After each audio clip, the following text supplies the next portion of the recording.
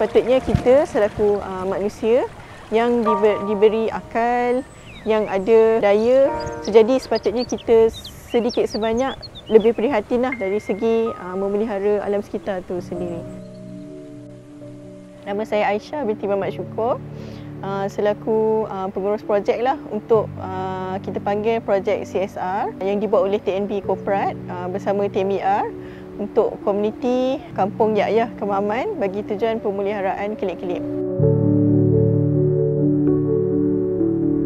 Secara simboliknya, kenapa dan mengapa TNB memilih kelip-kelip sebagai satu ikon dalam usaha pemeliharaan alam sekitar, kerana kelip-kelip tu dia menyerupai fungsi TNB di mana kelip-kelip mengeluarkan cahaya. Okey, so kita punya bayangan adalah satu kawasan yang gelap, sunyi, gelap dan tersoroklah contohnya. So bila mana kelip-kelip ada, kawasan tersebut akan jadi meriah dan cantik.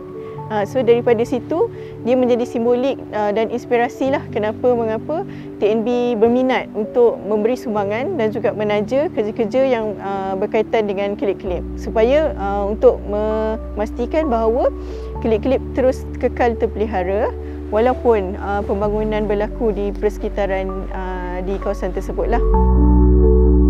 So cabaran tu secara umumnya adalah dari segi kita nak memastikan setiap pemegang taruh ataupun stakeholder yang ada memainkan peranan masing-masing dan bersatu hati untuk memastikan bahawa kelip-kelip yang ada tu terus kekal terpelihara. Di semenanjung Malaysia ada yang pusat kelip-kelip yang beroperasi secara individu. Ada juga yang beroperasi dengan badan setempat, contohnya Majlis Daerah, Majlis Perbandaran dan sebagainya lah. So untuk kawasan Kemaman ni, dia ada dua sebenarnya. Satu yang dioperasikan oleh Zoo Kemaman sendiri, satu yang diusahakan oleh penduduk kampung, secara khususnya penduduk kampung Yakyah lah di Kemaman.